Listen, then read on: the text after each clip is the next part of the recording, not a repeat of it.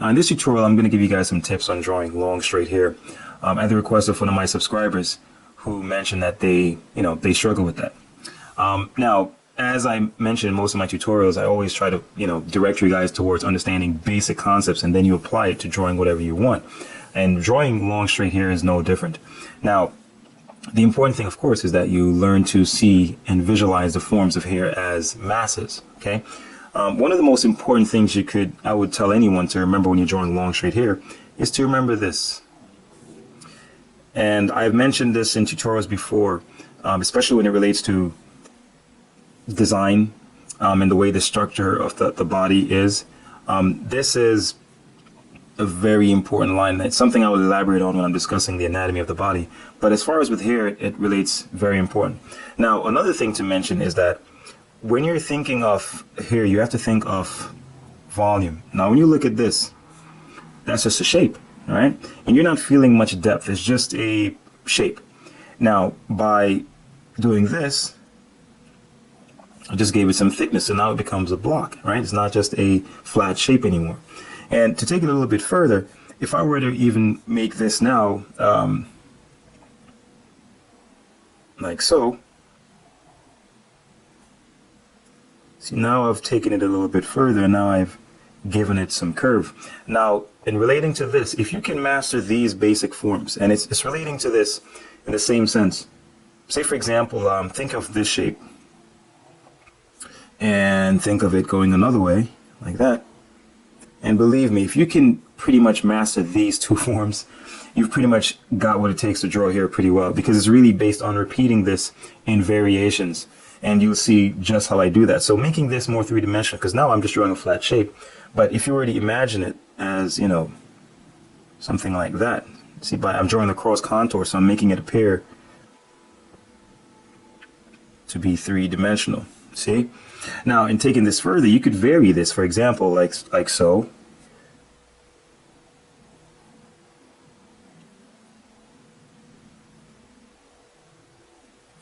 All right, looks like a ponytail or something. You could vary this like so. See, and that's just giving a different sense to this same form. Now, of course, with this, you can take it a little bit further. You can make it curve around like so. And what I'm showing you here is just basic forms, because think of it, this could be of any size and at any point. All right, you can have it be a little more curve-like.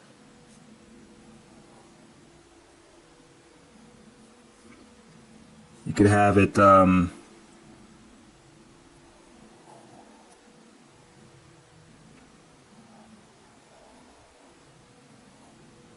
right, those are the basic forms that's important to get a handle on, and then it's just a matter of combining them. See that? And then before you know, you can have a full body of hair. Now, another thing that's important to understand about the head and hair is, think of the head as, like, for example, this this ball, right? That is spherical form. Now imagine like you have a piece of cloth kind of like draped over it, kind of like so. All right. Then imagine like slicing this up. So for example, now it could, or be heavy, and it's almost like you made this wet, and then imagine how it would flow in the wind. So for example, if something blew it, it would kind of have a form like so.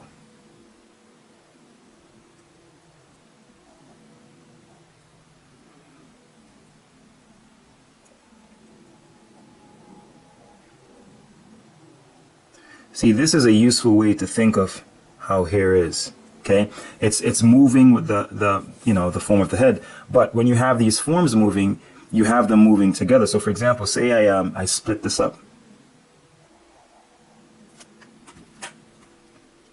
I use the scissors and slice this up. So then you would have the little forms falling out like so.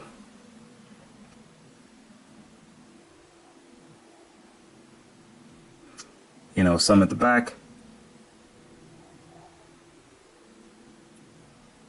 it's kind of like split up. So you have your little face there.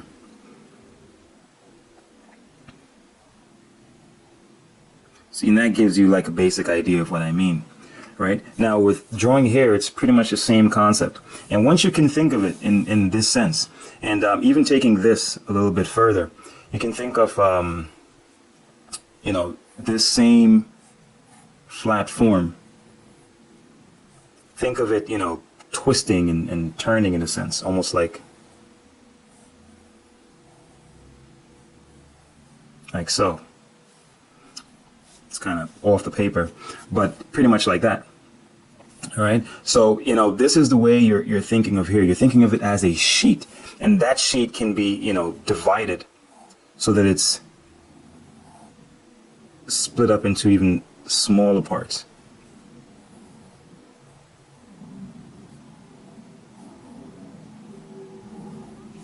See? And that's the idea. Once you start thinking of hair in this collective way, it becomes a lot easier to manage.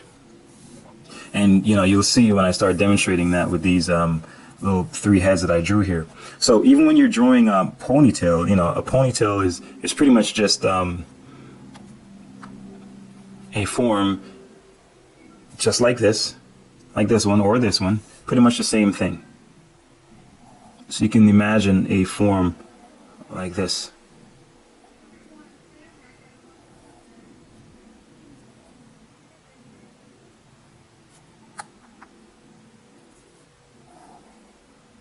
And if you notice, I can just keep going. You know, it's almost like I have attached the same form repeated over and over again.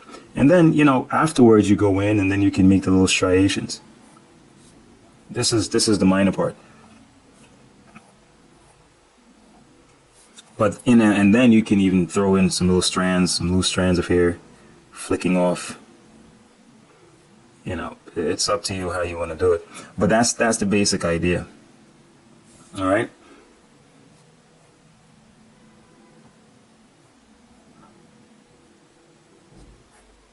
That would go into that. So these little strands, you add them close to where, you know, the hair is gathered. And as it bulges out, then the lines go away from it, like so. All right. So it's, you know, that's the basic idea. But once you can, you know, visualize it as a mass and as the individual parts, then it will become a lot easier for you to draw. But as I said, keep in mind this little curve. If you remember this curve, you can draw interesting hair from the imagination pretty easily, because from this springs all different types of shapes. And you can repeat that shape and you can vary it how you want. You can make it thick at one end and thin at the other, like so. You can make it thin at this end and thick at the other one.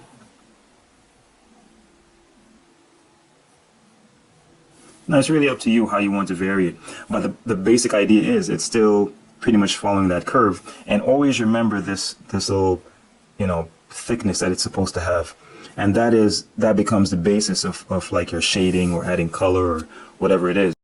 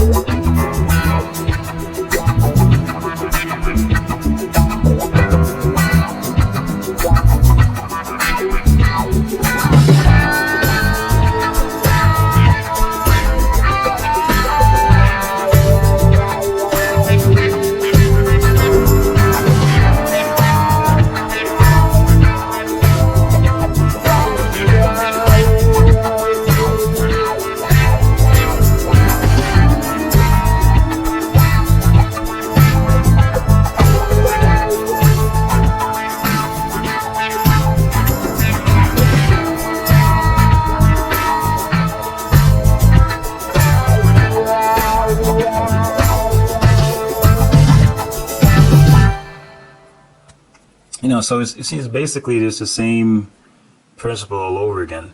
I think the only thing that I would maybe I didn't mention is that it's good to get a overall feel of the entire mass of the head, or you can just freeform and just create it as you go along. It's kind of fun to do that.